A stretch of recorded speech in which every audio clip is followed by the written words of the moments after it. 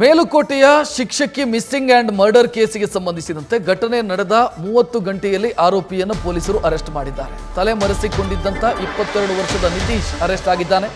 ದೀಪಿಕಾಗೆ ಕಡೆಯದಾಗಿ ಫೋನ್ ಮಾಡಿದ್ದು ನಿತೀಶ್. ಜನವರಿ 22ರಂದು ಬೆಟ್ಟದ ತಪ್ಪಲಲ್ಲಿ ದೀಪಿಕಾ ಶವ ಪತ್ತೆಯಾಗಿತ್ತು. ದೀಪಿಕಾ ಶವ ಪತ್ತೆಯಾಗ್ತಾ ಇದ್ದಂತೆ ನಿತೀಶ್ ಎಸ್ಕೇಪ್ ಆಗಿದ್ದ. ಕೊನೆಗೆ ನಿತೀಶನ್ನು ಈಗ ಪೊಲೀಸರು ಅರೆಸ್ಟ್ ಮಾಡಿದ್ದಾರೆ ಅನ್ನೋ ಡೀಟೇಲ್ ಲಭ್ಯ ಆಗ್ತಾ ಇದೆ.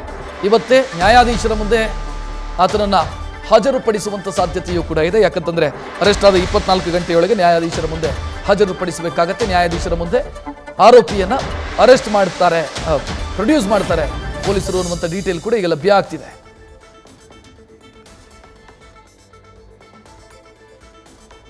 ಹೆಚ್ಚಿನ ಡೀಟೇಲ್ ನೀಡೋದಕ್ಕೆ ನಮ್ಮ ಪ್ರತಿನಿಧಿ ನಂದೀಶ್ ಫೋನ್ ಸಂಪರ್ಕದಲ್ಲಿ. ನಂದೀಶ್, ಕೊಲೆಗೆ ಏನು ಕಾರಣ ಅನ್ನೋದರ ಬಗ್ಗೆ ಏನಾದರೂ ಸ್ಪಷ್ಟತೆ ಸಿಕ್ಕಿದೆಯಾ ತನಿಖೆಯ ಸಂದರ್ಭದಲ್ಲಿ?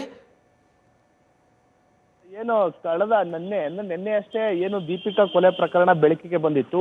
ಅಂದ್ರೆ ಜನವರಿ 20ರಂದು ನಾಪತ್ತೆಯಾಗಿದ್ದಂತಹ ಮೇಲುಕೋಟೆಯ ಶಿಕ್ಷಕಿ ದೀಪಿಕಾ ಇದ್ದಾರೆ. ಅವರು ನಾಪತ್ತೆ ಬಳಿಕ ಅವರು ಕೊಲೆಯಾಗಿ ಪತ್ತೆಯಾಗಿದ್ರು. ಊತಿಟ್ಟ ಸ್ಥಿತಿಯಲ್ಲಿ ಅವರ ಮೃತದೇಹವು ಕೂಡ ಸಿಕ್ಕಿತ್ತು. ಅದಾದ ಬಳಿಕ ಹಲವಾರು ಅನುಮಾನಗಳು ಕೂಡ ಮೂಡಿತ್ತು.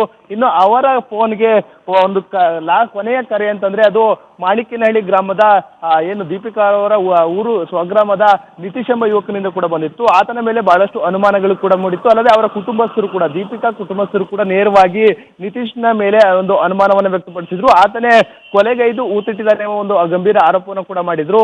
ಅಲ್ಲದೆ ಒಂದಷ್ಟು ತಾಂತ್ರಿಕ ಒಂದು ಸಾಕ್ಷಿಗಳು ಕೂಡ ಇದೀಗ ಪೊಲೀಸರಿಗೆ ಲಭಿಸಿರುವಂತದ್ದು. ಅದೇ ನಿಟ್ಟಿನಲ್ಲಿ ಈತನನ್ನ ಏನು ಎಸ್ಕೇಪ್ ಆಗಿದಂತ ಏನು ದೀಪಿಕಾಳ ಮೃತದೇಹ ಪತ್ತೆ ಆಗ್ತು, ಅದಾದ ಬಳಿಕ ನಿತೀಶ್ ಊರಿನಿಂದ ಎಸ್ಕೇಪ್ ಆಗಿದ್ದ. ಇದೀಗ ಆತನ ಒಂದು ಪತ್ತೆ ಹಚ್ಚಿ ಇದೀಗ ಬಂಧನ ಮಾಡಿರುವಂತದ್ದು. ಆತನನ್ನ ಕರೆದುಕೊಂಡು ಬಂದು ಇದೀಗ ವಿಚಾರಣೆಯನ್ನು ಕೂಡ ಮಾಡ್ತಾ ಇದ್ದಾರೆ.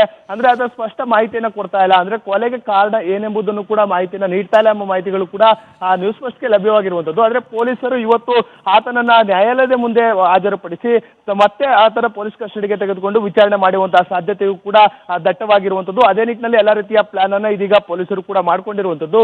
ಸದ್ಯ ಡಿವೈಎಸ್ಪಿ ಮುರಳಿ ಅವರ ನೇತೃತ್ವದಲ್ಲಿ ಈ ಒಂದು ಆತನ ಬಂಧನ ಕಾರ್ಯವೂ ಕೂಡ ಆಗಿದೆ. ಅವರ ಒಂದು ನೇತೃತ್ವದಲ್ಲಿ ಒಂದು ವಿಚಾರಣೆಯೂ ಕೂಡ ನಡೀತಾ ಇರುವಂತದ್ದು. ರಕ್ಷತ್, ಧನ್ಯವಾದ ನಂದೀಶ್ ಮಾಹಿತಿಗೆ. ನ್ಯೂಸ್ ಫಸ್ಟ್ ನಿರ್ಭೀತಿಯಿಂದ ನಿಮ್ಮ ಪರವಾಗಿ.